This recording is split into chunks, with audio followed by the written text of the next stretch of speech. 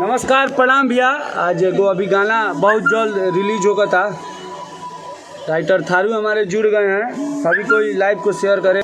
कुमार रोशन भी जुड़ गए हैं, वेरी नाइस। अब ये गाना रिलीज हो रहा है। जय हो महादेव गुरुजी, सिंगर मुन्ना आशिक, धनंजय धड़कन, हाय सौरभ झा। शशि भैया का सॉन्ग कब रिलीज होगा? शशि का गाना रिलीज होगा बहुत जल्द। का हाल बा भाई? ठीक है थारू भाई।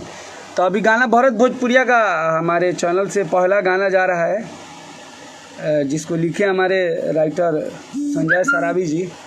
तो अभी जस्ट बस आधा घंटा बाद मेरे चैनल 5:15 में ही मेरे चैनल पे गाना मिलेगा। भरत भोजपुरिया पूरा बिहार हिल गई हो। अच्छा, मणिभूषण जी जुड़ गए हैं।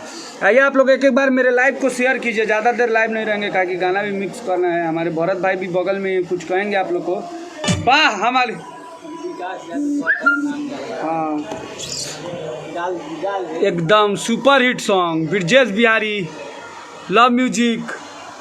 हमारे मोहन शर्मा, मोहन सीनियर है हम लोग के। तो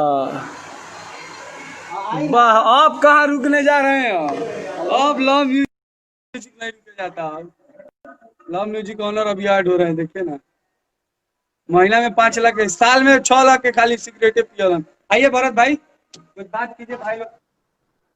बात भाई हमारे जुड़ल बने म्यूजिक डायरेक्टर, हमार बड़ी बढ़िया म्यूजिक बनौले बने भाई। लव यू भाई।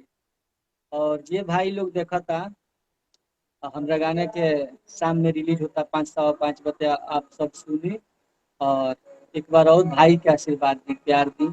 और सौरभ भाई के एसएस फिल्म के ज्यादा से ज्यादा सब्सक्राइब करी, लाइक करी, शेयर करी। और जैसे सब कलाकार लोग के प्यार आशीर्वाद देनी जा, उस तरह फिर एक बार हमरो के भी जा। एकदम भाई अब एकदम भाई के गाना अब कंटिन्यू आई हमारे चैनल से। जे भी भाई देखा तरह हर 2 दिन 4 दिन 5 दिन पर ऑडियो वीडियो आवत रही भाई के। तो जितना भाई लोग बा, अभी गाना एगो ब्लास्ट रिलीज होगा था, गुंडा सखी। तो आप लोग सुनिए। आप लोग भाई को नमस्कार है। तो अभी जस्ट बस मिक्स करेंगे, अब चल रहे हैं हम लोग, अब आएंगे मिक्स करेंगे भाई हमारे। तो आप लोग ज्यादा से ज्यादा सुनिए। 5:15 या 5 बजे रिलीज हो जाएगा गाना। चलते हैं भैया, बाय।